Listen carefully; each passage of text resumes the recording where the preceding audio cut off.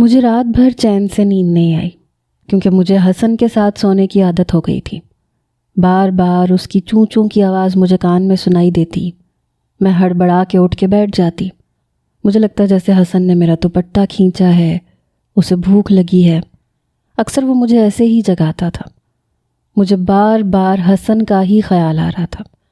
کئی بار میں اٹھ کے اپنے کمرے سے باہر آئی، زید کے کمرے کے سامنے کھڑی ہو گئی کہ شاید حسن کے رونے کی آواز آئے تو میں دروازہ بجا کے حسن کو لے لوں، لیکن اندر بالکل خاموشی تھی۔ میں واپس کمرے میں آ گئی۔ میں بے حد بے چین تھی۔ پتہ نہیں کب میں گہری نیند میں گئی۔ صبح میری آنکھ کچھ دیر سے کھلی۔ میں نے گھڑی دیکھی تو اس وقت تک زید آفس جا چکا ہوتا تھا۔ میں کمرے سے باہر آئی، ملازمہ کو پکارا تو وہ کچن سے باہر آئی۔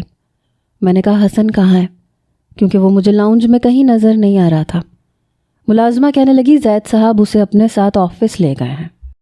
میں حلق کے بل چیخی تھی، آفس؟ مگر کیوں؟ مجھے حیرت کا جھٹکا لگا تھا۔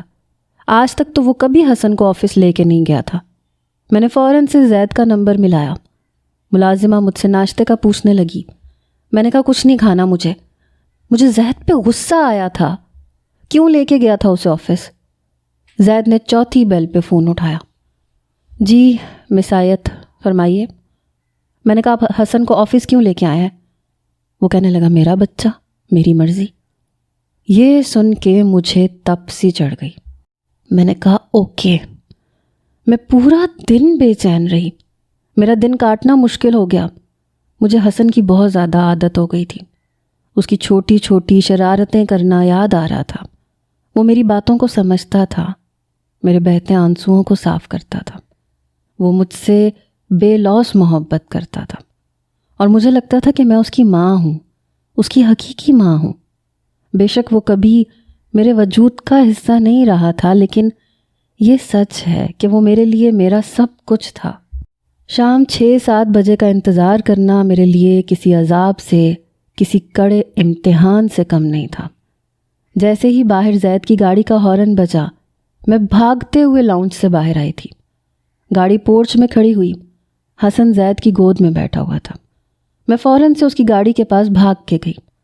جیسے ہی دروازہ کھلا، میں نے اس کی گود سے حسن کو پکڑا اور اپنے سینے سے بھینچ لیا۔ میں اسے چومنے لگی، اسے پیار کرنے لگی۔ وہ بھی ٹوٹے پھوٹے لفظوں سے شاید مجھے یہ سمجھانے کی کوشش کر رہا تھا کہ اس نے بھی مجھے اتنا ہی مس کیا ہے۔ وہ میرے رخسار پہ چوم رہا تھا، اپنے دونوں چھوٹے چھوٹے بازو میرے کندھوں پہ، میری گردن کے ساتھ حمائل کر چکا تھا۔ وہ میرے ساتھ لگ گیا تھا۔ ایک عجیب سا قرار تھا جو مجھے اسے اپنے ساتھ لگا کے ملا تھا۔ زید گاڑی سے اترا، گاڑی کا دروازہ بند کیا۔ میں نے بڑے غصے سے اسے دیکھا تھا۔ میں نے کہا آپ اسے ساتھ لے کے کیوں گئے تھے؟ لیکن اس نے میری بات کا جواب نہیں دیا۔ تیز قدم اٹھاتا ہوا لاؤنج کے اندر چلا گیا۔ میں بھی اس کے پیچھے اندر آئی۔ میں نے کہا آپ کو احساس ہے چھوٹے سے بچے کے ساتھ آپ کیا ظلم کر رہے ہیں؟ اسے اس کی ماں سے جدا کر رہے ہیں۔ آپ کو اندازہ ہے میں نے پورا دن کیسے گزارا ہے، اور میرے بچے نے میرے بغیر کیسے گزارا ہے؟ مجھے اندازہ نہیں تھا کہ آپ اتنے بے حس بھی ہو سکتے ہیں۔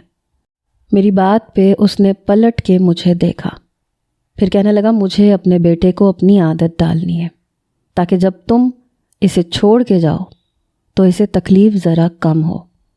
رہ گئی تمہاری فکر اور تمہاری محبت تو یہ تمہاری ڈیوٹی میں شامل نہیں ہے۔ یہ سن کے مجھے تو آگ ہی لگ گئی۔ میں نے کہا آپ انسان نہیں ہیں، کسی پتھر کا مجسمہ ہے۔ آپ کے سینے میں دل اور احساس ہے ہی نہیں جو محبت کو سمجھ سکے۔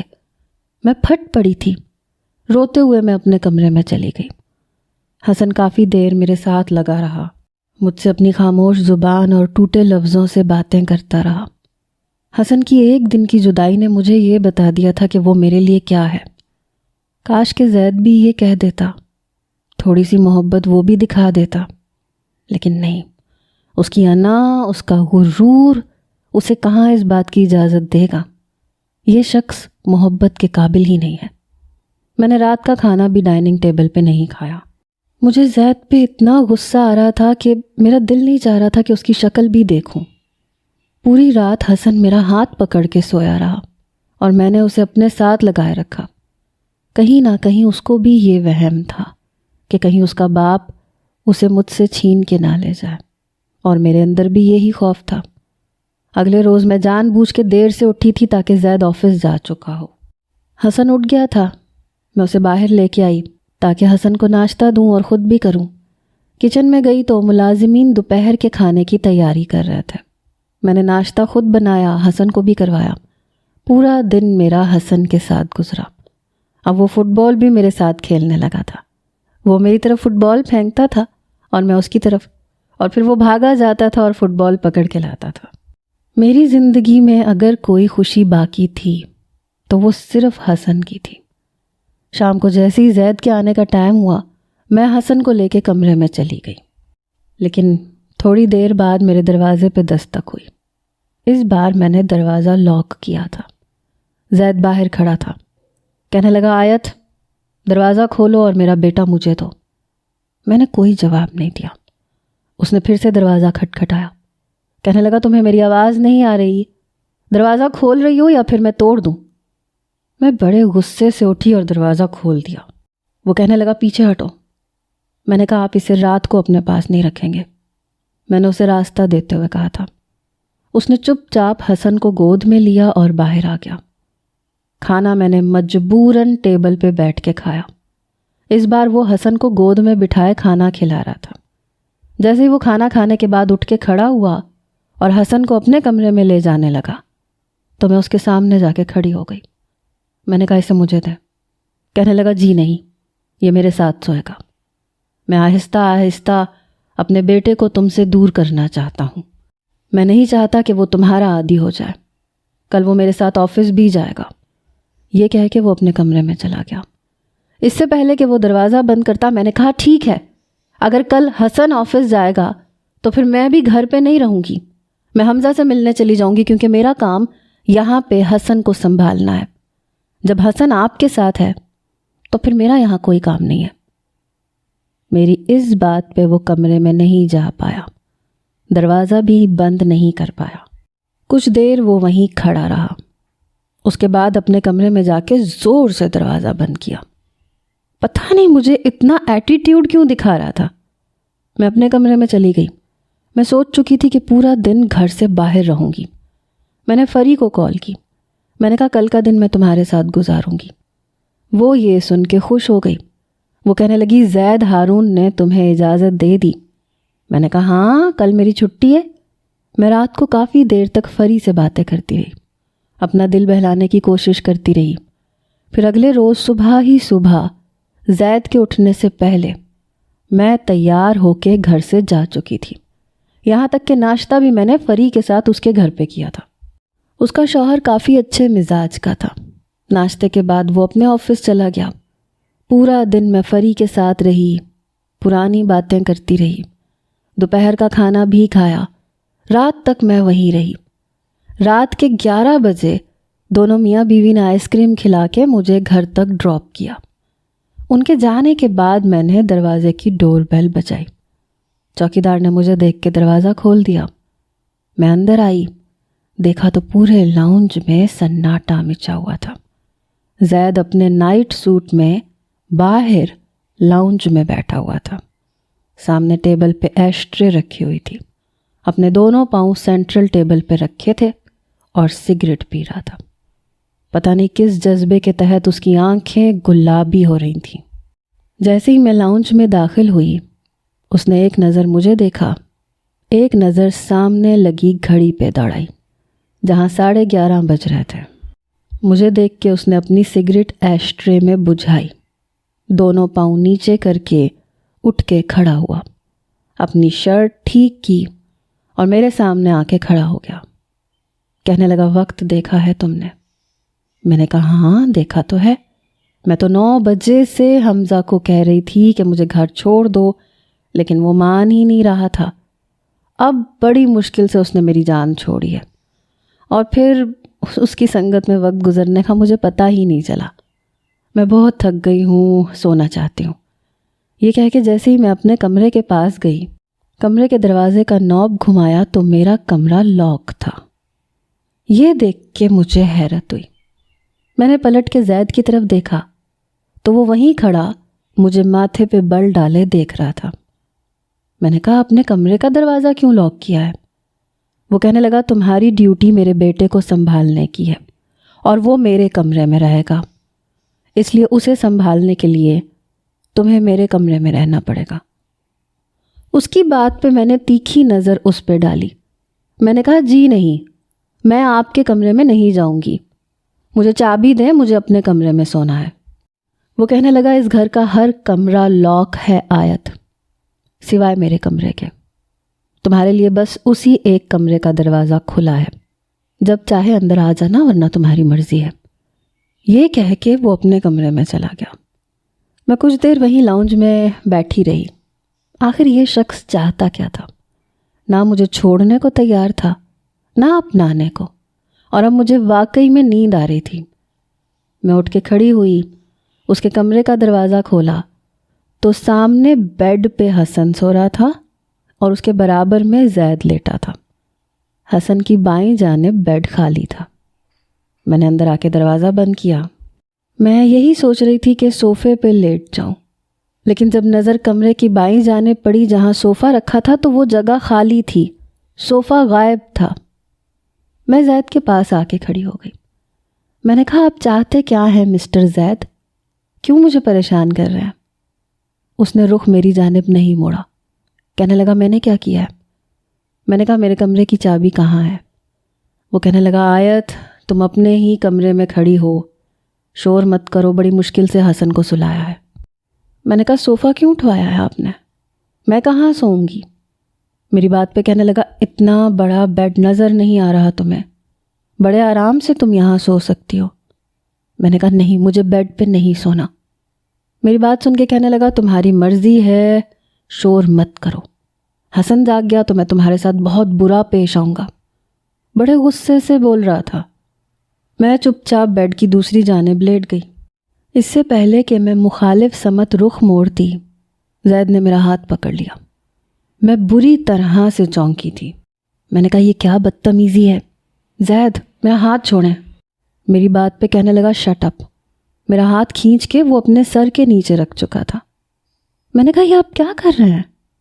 کہنے لگا سونا چاہتا ہوں اس لیے اپنی بک بک بند کرو۔ میں نے کہا میرا ہاتھ چھوڑیں، میرا ہاتھ آپ کا تکیہ نہیں ہے۔ میری بات سن کے کہنے لگا شٹ اپ، مجھے ڈسٹرب مت کرو ورنہ میں رات بھر تمہیں سونے نہیں دوں گا۔ پتہ نہیں اس کی بات سن کے میری چلتی زبان بند ہوئی تھی۔ دل بڑی زور زور سے دھڑکا تھا۔ میں نے آنکھیں بند کر لی۔ میرے ہاتھ کی انگلیوں میں وہ اپنی انگلیاں پیوست کر چکا تھا۔ وہ سویا ہوا نہیں تھا، البتہ آنکھیں بند تھیں۔ میرا ہاتھ کبھی اپنے سینے پہ رکھتا، کبھی اپنے چہرے پہ۔ جان میری اس وقت نکلی جب میرے ہاتھ کو اس نے اپنے لبوں سے چھوا۔ میں ایک دم اچھل پڑی۔ میں نے اپنا ہاتھ کھینچنا چاہا لیکن اس نے مزید گرفت مضبوط کی۔ کہنے لگا کرنٹ کیوں لگ رہا ہے تمہیں؟ آیت پہلی بار تو میرا ہاتھ تمہارے ہاتھ میں نہیں ہے، پہلی بار تم نے ہی بڑے حق سے اپنا ہاتھ میرے ہاتھ میں لیا تھا۔ وہ رات یاد ہے یا بھول گئی ہو؟ بڑا جتانے والا انداز تھا۔ میں نے کہا مجھے یاد نہیں ہے، ہاتھ چھوڑیں پلیز۔ وہ کہنے لگا بہت شوق ہے تمہیں احسان چکانے کا۔ ایک احسان میں نے اس رات تم پہ ایک اور بھی کیا تھا۔ بہت سردی لگ رہی تھی تمہیں، کمبل کے اندر رہنے کے باوجود بھی ٹھنڈ کم نہیں ہو رہی تھی، یاد آیا؟ وہ اس رات کا ہر لمحہ مجھے یاد کروا رہا تھا۔ آج مجھے سردی لگ رہی ہے، بہت ٹھنڈ لگ رہی ہے، چلو شاباش میرا احسان پورا کرو۔ اس کی بات نے میرے ہوش اڑائے تھے۔ خوف کی ایک لہر میرے پورے وجود میں سرایت کر گئی۔ یہ کہہ کے اس نے میرا ہاتھ چھوڑ دیا اور اے سی اور بھی تیز کر دیا۔ پھر وہ اٹھ کے بیٹھ گیا۔ میرا دل بڑی زور سے دھک دھک کر رہا تھا جب وہ اپنی جگہ سے اٹھ کے بیڈ کی دوسری جانب آیا جہاں میں لیٹی تھی۔ میں فوراً سے اٹھ کے بیٹھ گئی۔ وہ کمفرٹر کھول چکا تھا۔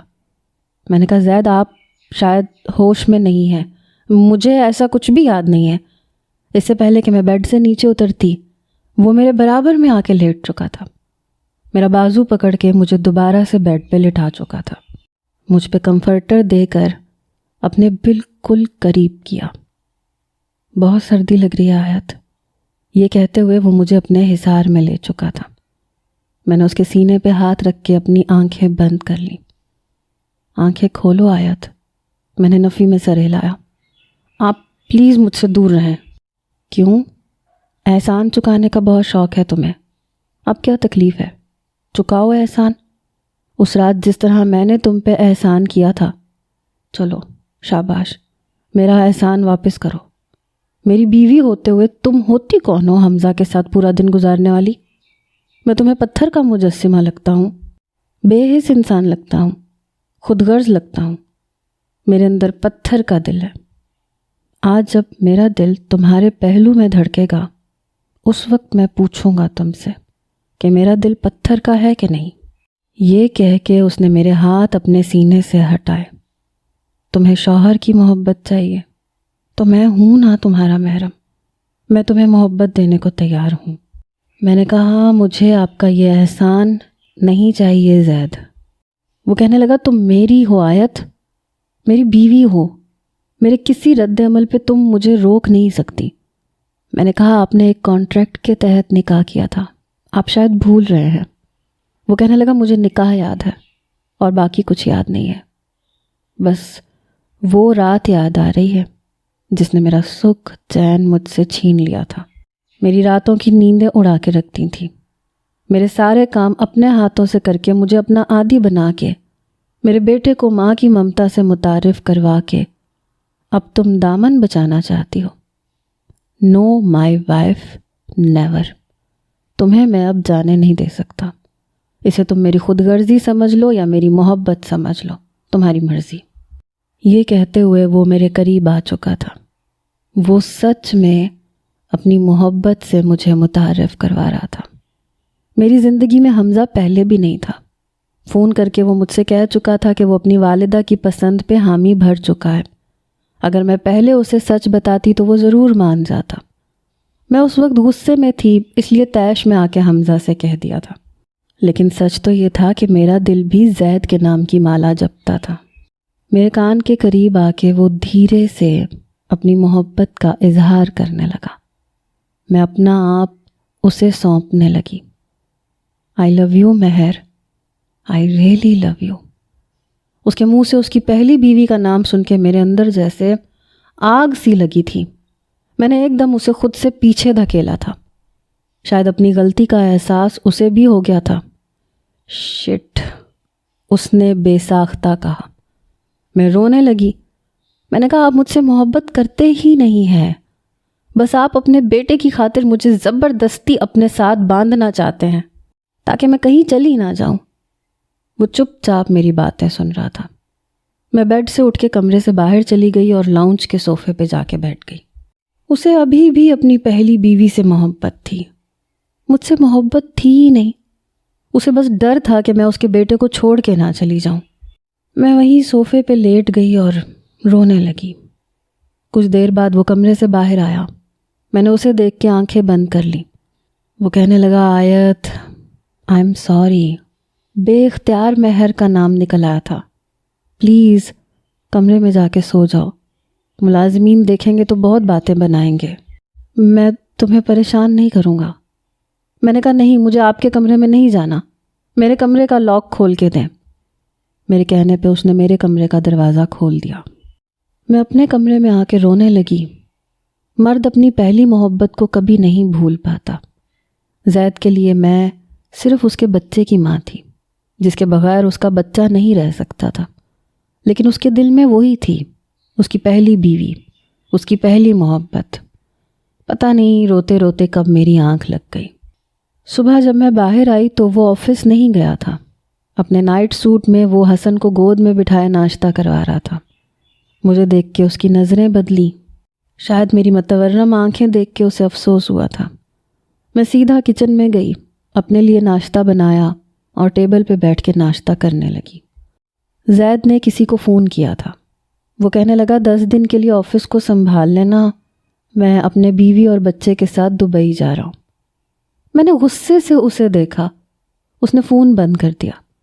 میں نے کہا مجھے آپ کے ساتھ کہیں نہیں جانا۔ وہ کہنے لگا تیاری کر لو، میں ٹکٹ لے چکا ہوں، ہماری شام کی فلائٹ ہے۔ میں نے کہا لیکن میں آپ سے کہہ چکی ہوں مجھے نہیں جانا۔ وہ کہنے لگا مجھے وقت دو، میں اپنے آپ کو بدلنے کی کوشش کر رہا ہوں۔ آیت پلیز مجھے بھی سمجھنے کی کوشش کرو۔ میں نے کہا آپ مجھ سے زبردستی محبت نہ کریں تو بہتر ہے۔ میں جانتی ہوں آپ زبردستی اپنے دل پہ جبر کر کے میرے قریب آئے تھے، صرف اس لیے تاکہ میں آپ کے بیٹے کو چھوڑ کے نہ جاؤں۔ میں نہیں جاتی حسن کو چھوڑ کے، کبھی نہیں جاؤں گی، حمزہ سے بھی نہیں ملوں گی۔ یہی چاہتے ہیں نا آپ کو اسی بات کا ڈر ہے کہ اگر میری حمزہ سے شادی ہو گئی تو آپ کے بیٹے کا کیا ہوگا۔ لیکن پلیز اپنے دل پہ جبر مت کریں، مجھے کسی کی زبردستی کی اور جبری محبت نہیں چاہیے۔ اگر آپ کے دل میں میرے لیے محبت نہیں ہے تو کوئی بات نہیں، زبردستی تو میں آپ کے دل میں گھسنے سے رہی۔ وہ کہنے لگا تم پتہ نہیں بات کو کہاں سے کہاں لے کے جا رہی ہو، میرے دل میں تمہارے لیے محبت ہے۔ مجھے برا لگتا ہے جب تمہاری زبان پہ حمزہ کا نام سنتا ہوں، میرے اندر جلن سی ہوتی ہے جب مجھے یہ نظر آتا ہے کہ تم اس کے ساتھ وقت گزارتی ہو، اس سے باتیں کرتی ہو، مجھ سے برداشت نہیں ہوتا۔ اور یہ سب چیزیں محبت میں ہوتی ہیں۔ پتہ نہیں کیوں میرے منہ سے مہر کا نام نکل گیا، میں نہیں جانتا، لیکن اس کا مطلب یہ نہیں ہے کہ تم میرے لیے اہمیت نہیں رکھتی، تم میرے لیے بہت اہم ہو۔ بس مجھے کچھ وقت دو پلیز، میرا ساتھ دو، میرے قریب رہو پلیز، اتنا قریب کہ میری زبان پہ صرف تمہارا نام رہے۔ پیکنگ کرو۔ میں اپنے کمرے میں آ گئی، ساری پیکنگ زید نے ہی کی تھی۔ شام کی فلائٹ سے ہم لوگ دبئی آ چکے تھے۔ ہوٹل کے کمرے میں آتے ہی میں حسن سے باتیں کرنے لگی۔ اب وہ زید کو ڈیڈا ڈیڈا بولتا تھا، میں اسے اب اشاروں کی زبان سمجھانے لگی تھی۔ زید جب کمرے میں آیا تو ہم دونوں کو دیکھ کے مسکرانے لگا، میرے برابر میں بیٹھ گیا، حسن سے باتیں کرنے لگا۔ حسن سے باتیں کرتے کرتے میرے گرد اپنا بازو پھیلا کے مجھے اپنے قریب کر چکا تھا۔ میں کچھ نروس سی ہوئی۔ اس سے پہلے کہ میں پیچھے ہوتی زید کہنے لگا آیت چپ چاپ بیٹھی رہو۔ میں جو اٹھنے کا سوچ رہی تھی چپ چاپ بیٹھ گئی۔ کافی دیر وہ مجھے اپنے ساتھ لگائے بیٹھا رہا۔ رات کو کھانے کے بعد مجھے اور حسن کو باہر لے گیا، مجھے مال سے شاپنگ کروائی اور رات کو مجھے ایک نائٹی پکڑائی۔ کہنے لگا یہ پہن کے آؤ۔ میں نے کہا یہ عجیب سی ہے۔ کہنے لگا جانتا ہوں لیکن میرے سامنے پہن سکتی ہو تم۔ میں وہ نائٹی پہن کے آ چکی تھی۔ اس رات کی صبح میرے لیے بے حد حسین تھی کیونکہ زید کی محبت سے سرشار ہوئی تھی میں۔ دبئی میں گزرے دن میرے لیے یادگار تھے۔ جب ہم واپس آئے تو اپنی اپنی زندگیوں میں مصروف ہو گئے۔ میں نے زید کے کمرے سے مہر کی ساری تصویریں ہٹا دی تھیں۔ رات کو جب وہ کمرے میں آیا تو دیواریں خالی دیکھ کے کچھ دیر چپ ہوا، لیکن مجھ سے وجہ نہیں پوچھی۔ میں زید کا بھی بہت خیال رکھنے لگی تھی، حسن کا بھی۔ میری زندگی مکمل تھی۔ ایک بار زید نے مجھے کچھ میڈیسن لا کے دی۔ میں نے کہا یہ کس چیز کی ہے؟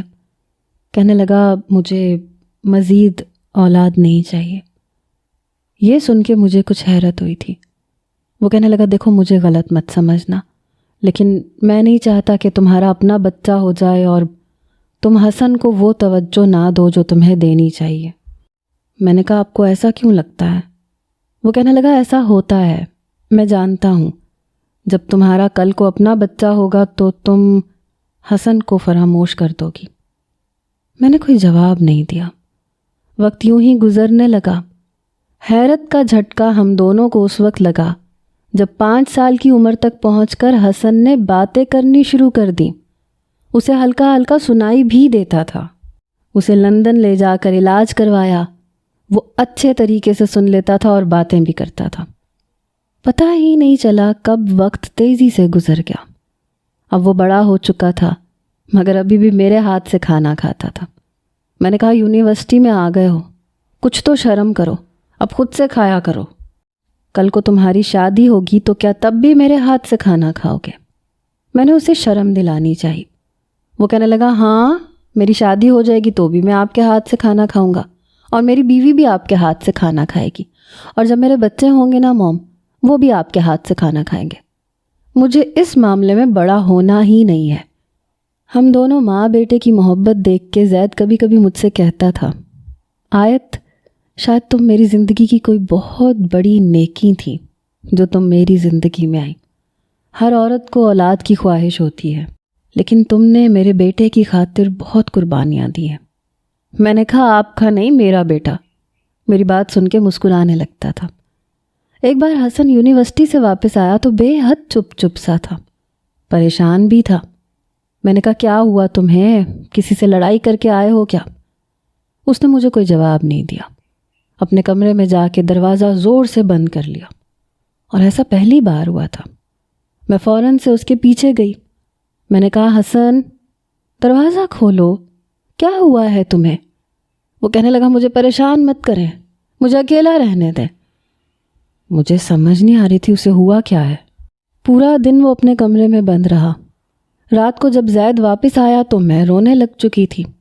میں نے کہا، زید دیکھو نا، پتہ نہیں حسن کو کیا ہوا ہے، اپنے آپ کو کمرے میں بند کر کے بیٹھا ہے۔ زید نے دروازہ کھٹکھٹایا۔ وہ کہنے لگا، باہر آؤ، کیا ہوا ہے تمہیں؟ اس نے دروازہ کھولا، رو رو کے آنکھیں سرخ کر چکا تھا۔ یہ دیکھ کے میرا دل تڑپ اٹھا۔ میں نے کہا، کیا ہوا ہے تمہیں؟ وہ کہنے لگا، سچ سچ بتائیں، آپ میری موم نہیں ہیں کیا؟ آپ اس گھر میں صرف میری کیئر ٹیکر بن کے آئی تھیں؟ اس کی بات نے ہم دونوں کے ہوش اڑائے۔ زید کہنے لگا، یہ خناس تمہارے دماغ میں کس نے بھرا؟ بتاؤ ذرا مجھے۔ وہ کہنے لگا، جو پوچھ رہا ہوں اس کا جواب دیں۔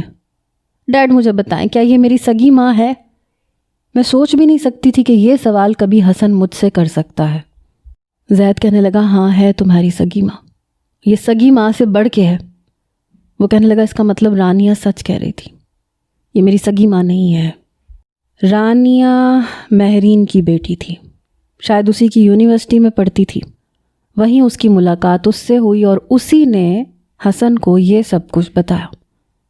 میرا دل تھا جیسے چھن سے ٹوٹا ہو۔ میں مرے مرے قدموں سے اپنے کمرے میں آ گئی اور دروازہ بند کر دیا۔ پتہ نہیں کیوں، لیکن آج میں پھوٹ پھوٹ کے رو رہی تھی۔ میں نے اپنی ساری زندگی جس بیٹے کے نام کر دی، آج بھی میں اس کے لیے سوتیلی تھی، اور اپنی سگی ماں کے لیے وہ آنسو بہا رہا تھا۔ شاید میں کہیں تھی ہی نہیں، نہ زید کی زندگی میں نہ حسن کی زندگی میں۔ زید نے مجھ سے اولاد اس لیے پیدا نہیں کی تاکہ اس کے بیٹے کے ساتھ میں سوتیلوں والا سلوک نہ کروں، اور آج اس نے کتنے آرام سے کہہ دیا کہ میں اس کی سگی ماں نہیں ہوں۔ کچھ دیر بعد دروازہ کھٹکا۔ میں نے جلدی سے اپنے ہاتھوں سے اپنے آنسو صاف کیے۔ کمرے میں حسن شرمندہ شرمندہ سا اندر آیا۔ رو رو کے اس نے بھی اپنی آنکھیں سرخ کر لی تھی۔ میرے پاس آ کے وہ زمین پہ بیٹھ گیا، اپنے دونوں بازو میرے گھٹنے پہ رکھ دیے۔ کہنے لگا، آپ رو رہی ہیں؟ میں نے آنسو صاف کیے۔ میں نے کہا، نہیں۔ کہنے لگا، آپ میری سگی ماں ہی ہیں۔ جو یہ کہتا ہے کہ آپ میری سگی ماں نہیں ہیں وہ جھوٹا ہے۔ صرف 9 ماہ اپنے وجود میں رکھ کے پیدا کرنے والی ہی سگی ماں نہیں ہوتی، وہ بھی ہوتی ہے جس نے ماں بن کے پالا، جو میرے لیے راتیں بھر جاگتی رہی، جس نے مجھے ماں کہنا سکھایا، جو راتوں کو میرے لیے جاگتی رہی اور پھر میری بیماری میں آنسو بہاتی رہی۔ میں لعنت بھیجتا ہوں ایسی لڑکیوں پہ جو مجھے آپ سے جدا کرنے کی کوشش کریں۔ مجھے رانیہ سے شادی نہیں کرنی، کیونکہ اس کی نظر میں آپ کی کوئی عزت نہیں ہے، آپ کی کوئی اہمیت نہیں ہے۔ شاید وہ رانیہ کو پسند کرتا تھا، لیکن جب اس نے یہ کہا کہ وہ کبھی بھی مجھے ساس کا درجہ نہیں دے گی، میری عزت نہیں کرے گی کیونکہ میں حسن کی سگی ماں نہیں ہوں، تو شاید یہ بات حسن سے برداشت نہیں ہوئی۔ میں شاید غلط سوچ رہی تھی۔ وہ رو رہا تھا، میرے دونوں ہاتھ پکڑ کے چوم رہا تھا، ابھی بھی لگتا تھا جیسے چھوٹا سا بچہ ہو۔ میں نے اس کے آنسو صاف کیے اور اس نے میرے۔ کون کہتا ہے کہ قربانی دی جائے تو اس کا صلہ نہیں ملتا؟ حسن نے میری پسند سے شادی کی تھی، اور ابھی بھی وہ میری ویسے ہی عزت کرتا ہے، محبت بھی ویسے ہی کرتا ہے۔ 2 بچوں کا باپ بن چکا ہے، لیکن ابھی بھی کھانے کی پلیٹ میرے سامنے رکھ کے کہتا ہے کہ کھانا آپ کے ہاتھ سے کھاؤں گا۔ رشتے محبتوں سے جڑتے ہیں، اور جب محبت پروان چڑھ جائے تو پھر سگا اور سوتیلا نہیں رہتا، بس محبت رہ جاتی ہے۔ آپ کا اس بارے میں کیا خیال ہے؟